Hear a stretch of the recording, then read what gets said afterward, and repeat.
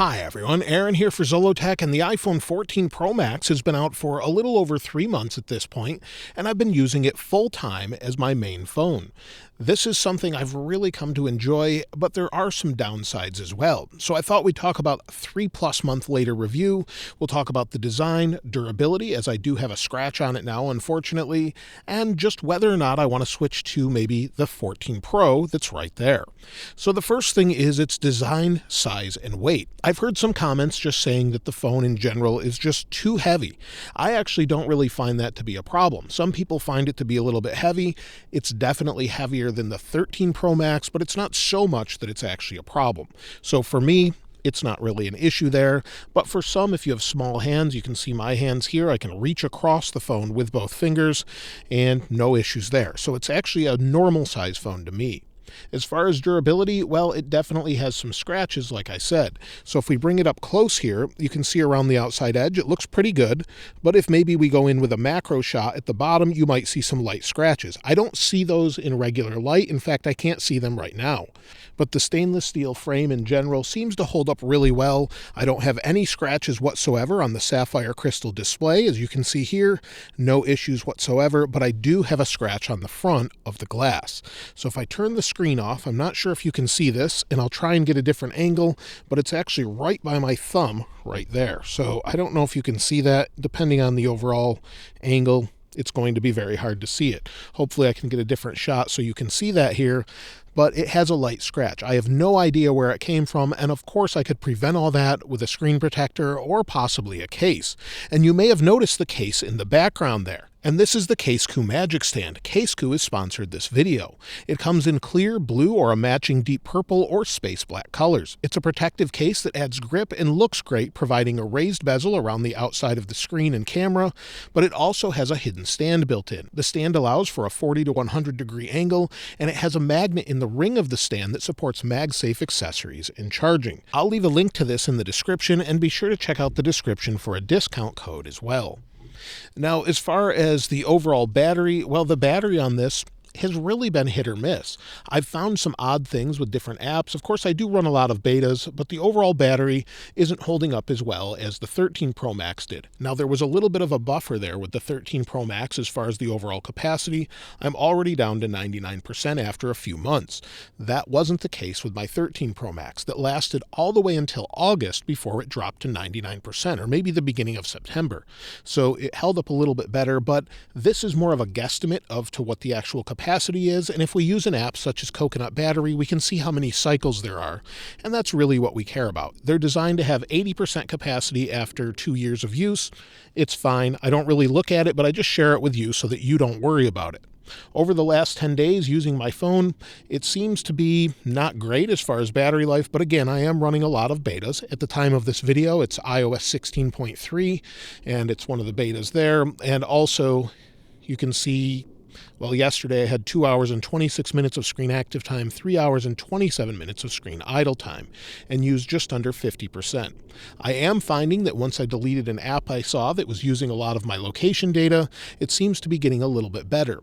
I'm getting through the day with about 50% left at night, and then it's fine. I take it off the charger in the morning. I charge it on a MagSafe charger every night, and I've had no issues there whatsoever. Now, the display itself is super bright. In fact, it's not even turned up all the way, and we're outside. The sun is starting to set. Maybe in an hour or so the sun will go down, but it's incredibly bright and no problem to see it outside whatsoever. That's the great thing about this display. It has great viewing angles. It goes up to 2000 nits of brightness, and I've had no issues seeing it whatsoever. So no problems there. And some people wonder about PWM, or the way it controls brightness by flashing the screen faster or slower.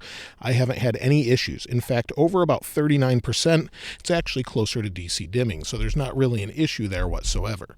So I really wouldn't worry about that if it bothers your eyes. It's not something that's bothered me at all, and I'm sensitive to that. About 1 in 10 people experience this issue. I've really had no issues whatsoever with the display. You can't even see it flicker at 240 frames per second slow motion. So no issues there, which is a great sign. As far as the overall cameras, it does a really great job.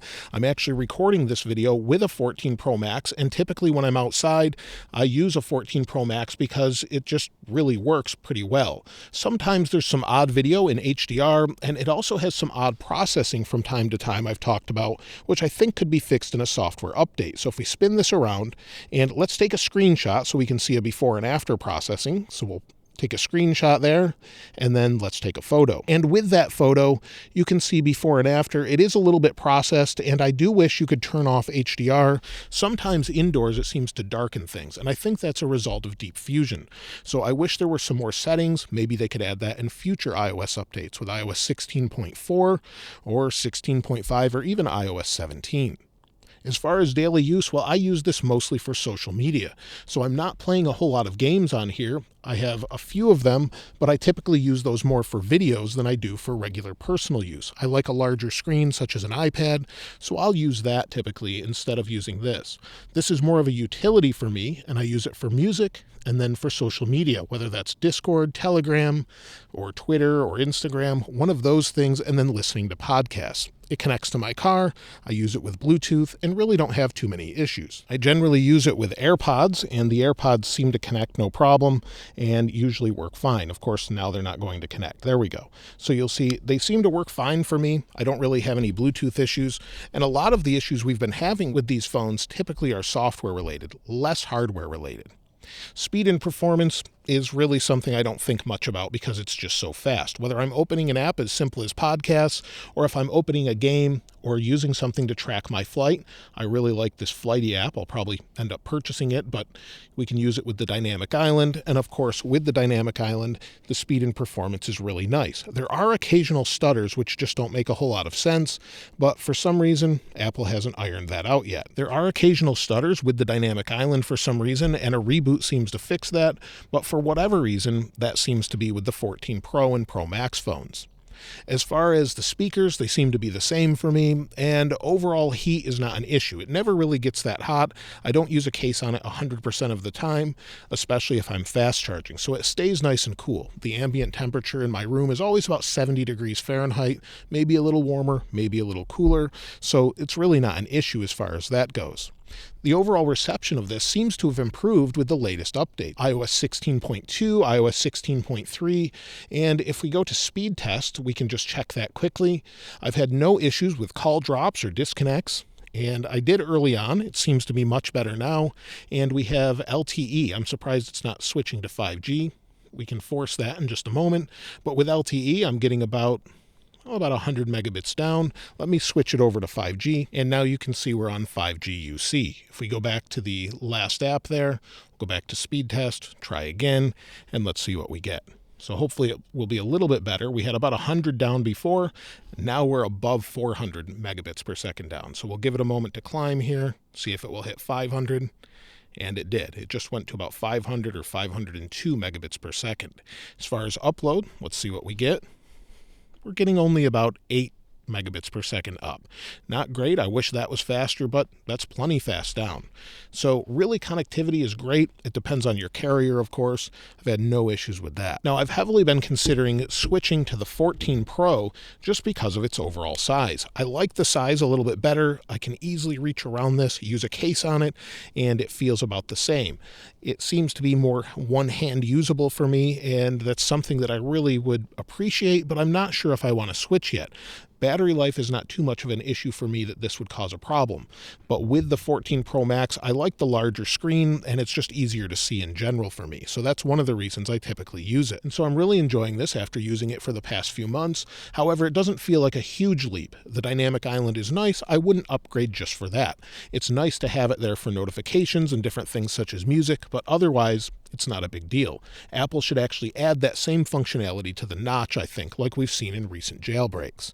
Other than that, I think it's a great phone, but if you already have an iPhone 13 Pro Max or 13 Pro, you may want to wait for the 15 because that's where we'll get the major redesign. So right now, it's a good phone. The screen is great if you're outside in bright light all the time. It's going to be easier to see than any other phone out there, up to that 2000 nits of brightness, but it's not a revolutionary step up. Maybe it will be in the future if Apple gets their GPU to be increased like they were supposed to have with the 14 Pro Max with increased GPU with ray tracing that would improve gaming overall. Maybe we'll get that more in the future. But that's everything for the 14 Pro Max.